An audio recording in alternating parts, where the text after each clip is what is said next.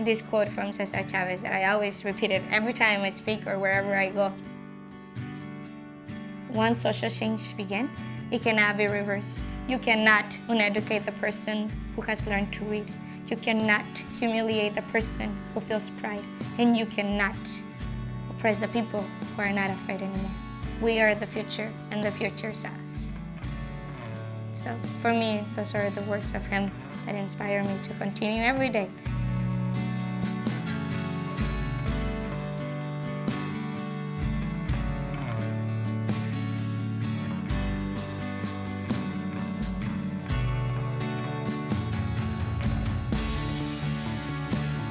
There was this multi-billion-dollar gas corporation, the richest mining corporation in the world.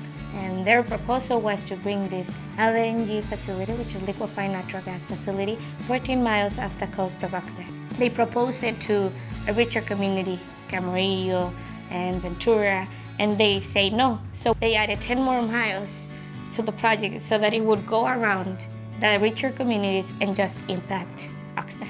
It was going to be floating, but the way they were going to transport it to the land, it was through pipelines. Just bringing the gas to Oxnard would cause a lot of pollution. It was going to affect the marine ecosystem, and the smoke that it was going to produce over 280 tons of pollutants annually.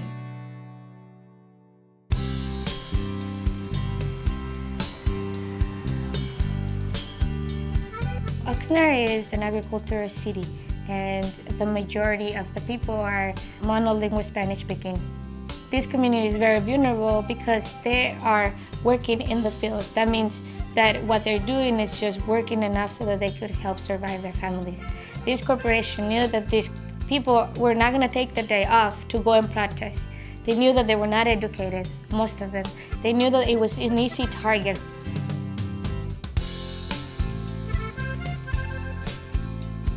We didn't know how much we could do, The idea was to delay the project until we find out more resources. And at one point it was like, oh, we don't have a chance, because I come from a very conservative family, which girls don't have a lot of power. You cannot speak up. You cannot go around and tell how you feel about things. And so first we started giving talks. We would go to neighborhoods and we'd tell them, could you please gather your neighbors? We would pass flyers, we would have education meetings. When I educated myself and realized, why is it happening in my community? Why cannot we deserve having a voice and an opinion about what happens behind our yards? People tell you, you can't do it. You're poor, you're too short, you're too this and you're too that. And so one of the things that I was learning was to believe in myself, to learn that I could do something, that I had a voice. We needed to work together because we knew that this corporation had a lot of money, that they could actually buy a lot of voices. And we knew that our best bet was to have united the whole community, from the poorest to the richest, from all ages and languages or ethnicities. The corporation had an office in downtown Oxnard, and so we would go and protest outside the building. One of the most important things is that the protest was not just people yelling for no reason. They knew what was the final result that they wanted, and the final result was to say to this corporation to don't come and experiment on us. Don't put our families, our lives on lower than the money.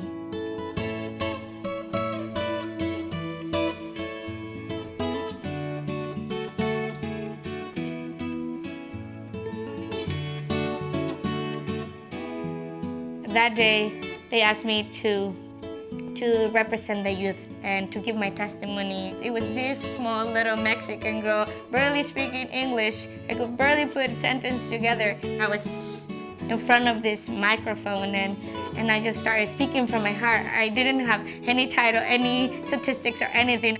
And after I spoke, the whole room went so wild. It was incredible. Now my voice was heard. It was worth it, all the effort.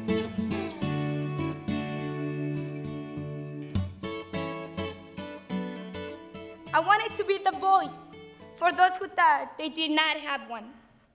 I wanted to be the hope for those who believed that there was no way we could stop BHP Billington. I wanted to be the inspiration for those who believe that a person can make a difference.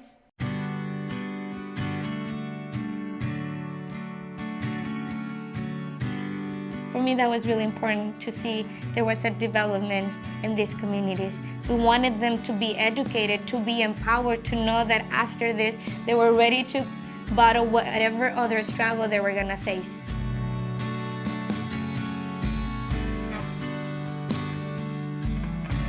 Since we won, I continue to share the story of success. And I always, when I talk about practices, that when we think of power, we think of powerful people that step on top of small people, you know?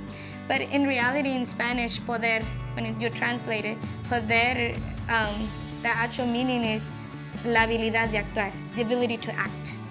And when you think, oh, then I have the power. I have the power, tengo el poder de actuar. I have the power to act.